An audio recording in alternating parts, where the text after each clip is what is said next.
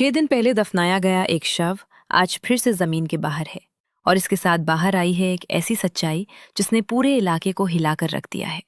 लखनऊ के काकोरी थाना क्षेत्र के इब्राहिमगंज गांव में एक महिला की मौत पहले सामान्य मानी गई, लेकिन अब वही मौत एक खौफनाक हत्या में बदल चुकी है।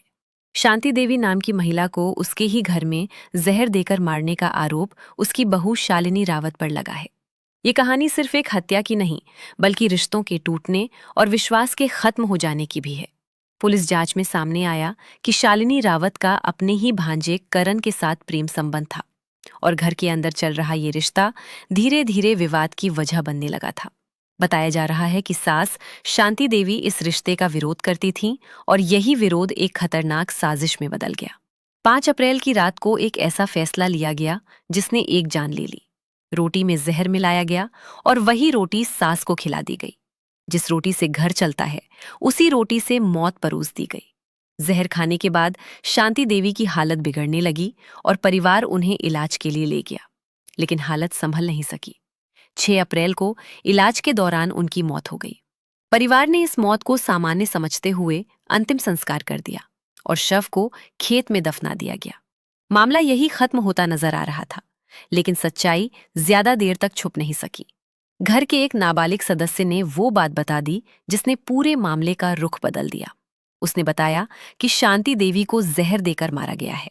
इस खुलासे के बाद पूरे परिवार और गांव में हड़कंप मच गया और मामला पुलिस तक पहुंचा। पुलिस ने जब सख्ती से पूछताछ की तो कहानी खुलती चली गई और आरोप है कि शालिनी रावत ने अपना जुर्म कबूल कर लिया। इसके बाद पुलिस ने उसे हिरासत में ले लिया और करण के खिलाफ भी मुकदमा दर्ज किया गया। हालांकि वो अभी फरार है और उसकी तलाश जारी है। अब सबसे बड़ा सवाल था कि हत्या का सबूत कैसे मिलेगा, क्योंकि शव तो पहले ही दफनाया जा चुका था। इसी के चलते मजिस्ट्रेट से अनुमति ली गई और कब्र की खुदाई कराई गई।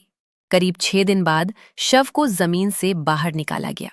इस दौरान गांव के लोग बड़ी संख्या में वहां इकट्ठा हो गए और हर कोई इस सच्चाई को अपनी आंखों से देखना चाहता था। पुलिस ने भीड़ को हटाने की कोशिश की, लेकिन लोग हटने को तैयार नहीं थे। काफी मशक्कत के बाद शव को बाहर निकालकर पोस्टमार्टम के लिए भेजा गया।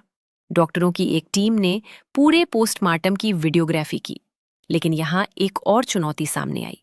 डॉक्टरों के अनुसार सिर्फ पोस्टमार्टम से जहर की पुष्टि करना आसान नहीं है, इसलिए बिसरा को फॉरेंसिक लैब भेजा गया है।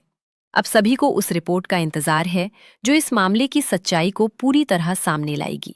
पड़ोसियों के मुताबिक शालिनी ज्यादा किसी से बात नहीं करती थी, लेकिन करण का घर में आना जाना लगा रहता था और सास बहू के बीच अक्सर विवाद होता था। हालांकि किसी ने ये नहीं सोचा था कि मामला हत्या तक पहुंच जाएगा। ये घटना कई सवाल खड़े करती है कि क्या एक रिश्ता इतना खतरनाक हो सकता है कि इंसान हत्या तक उतर आए? क्या परिवार के अंदर चल रहे विवादों को समय रहते रोका जा सकता था? और क्या एक मासूम की हिम्मत ने सच को सामने ला दिया? अगर वो नाबालिग ये बात ना बताता तो शायद ये मामला हमेशा के लिए दब जाता। अब पुलिस हर पहलू से इस मामले की जांच कर रही है और फॉरेंसिक रिपोर्ट आने के बाद आगे की कार्रवाई तय की जाएगी। आरोपित बहू हिरासत में है और मुख्य आरोपी की तलाश जारी है। गांव में अभी भी इस घटना को लेकर डर और चर्चा का माहौल है और लोग हैरान हैं कि एक घर के अंदर इतनी बड़ी साजिश कैसे रची गई।